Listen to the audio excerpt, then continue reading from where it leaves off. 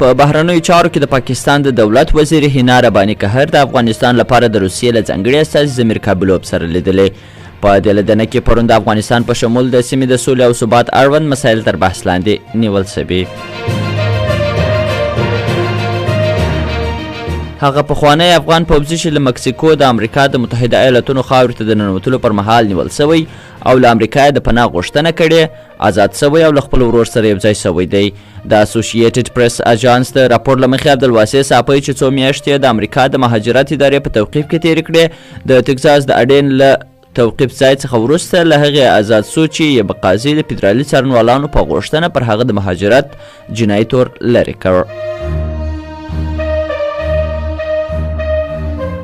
د افغانستان بانک وایي 100 میلیونه نوي بانک نوټونه یې سوداګریزو بانکونو ته ویشلي دي.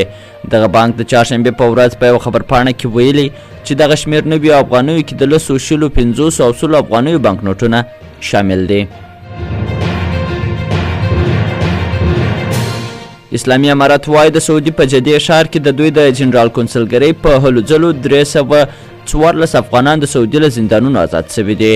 د اسلامي امارت د بهرنیو چارو وزارت مرستیال ویاند حافظ ضیا احمد د چهارشنبې په ورځ په خپله ټویټر پاڼه ولیکل چې دغه افغانان د سعودي په عسیر، جیزان، الباحه، ابها، طایب، تبوک او یو شمېر نورو زندانونو کې بندیان وه. او روسي ځواکونو نن سهار پر اوکراین د راکټي بریدونو یوه نوې څپه پیل کړه او تېره شپه د بې پیلوټ الوتکې له برید وروسته ویل کېږي چې لږ تر لږه یو کس پکې ووژل شوی دی. د اوکراین د پلازمینې کیف ښاروال ویتالي کلیچکو ویلي په دغه ښار کې د نن ورځې په برید کې یو کس وژل شوی او 2 نور ټپیان شوي دي.